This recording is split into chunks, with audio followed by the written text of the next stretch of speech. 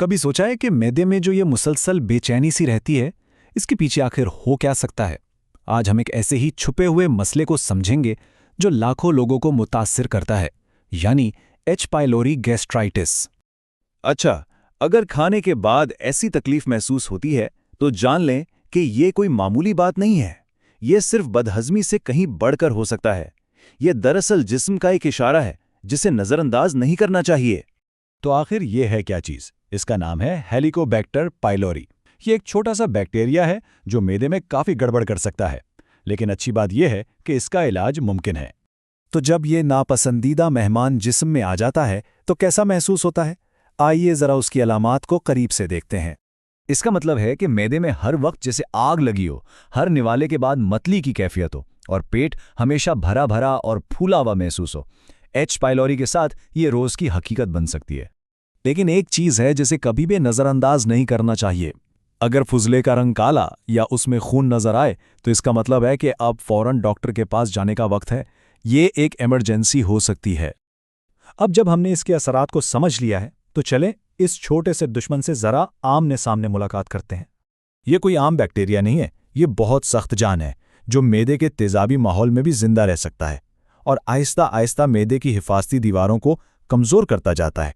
एक तरफ है एक बिल्कुल ठीक ठाक सेहतमंद मैदा और दूसरी तरफ एच पाइलोरी के हमले के बाद का मैदान जंग, जहां सोजिश और अल्सर तबाही मचा रहे होते हैं। तो सवाल ये है कि ये हमलावर जिस्म में दाखिल कैसे होता है?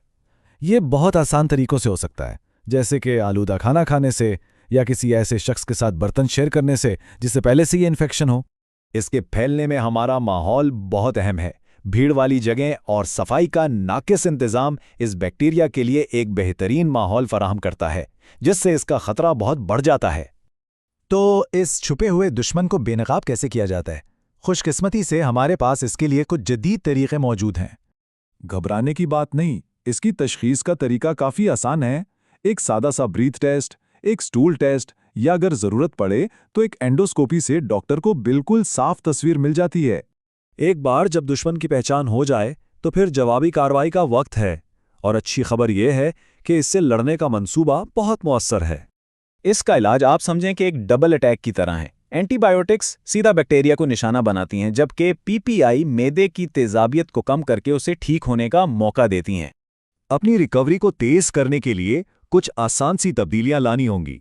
ऐसी चीज़ों से परहेज करें जो मैदे को परेशान करती हैं और अपने जिस्म को ठीक होने के लिए आराम दें। और हाँ, एक छोटी सी टिप, मैदे पर ज्यादा बोझ डालने के बजाय दिन में थोड़ा थोड़ा करके खाएं। आपका मैदा उसके लिए आपका शुक्रगुजार होगा। जंग जीतने के बाद अब अमन कायम रखने का वक्त है। चलें देखते हैं कि इस नापसंदीदा मेहमान को हमेशा के लिए दूर कैसे रखा जाए। अपनी सेहत को महफूज रखने के लिए सफाई को सबसे ऊपर रखें। साफ हाथ, महफूज खाना और एक सेहतमंद घर ही बेहतरीन बचाव है।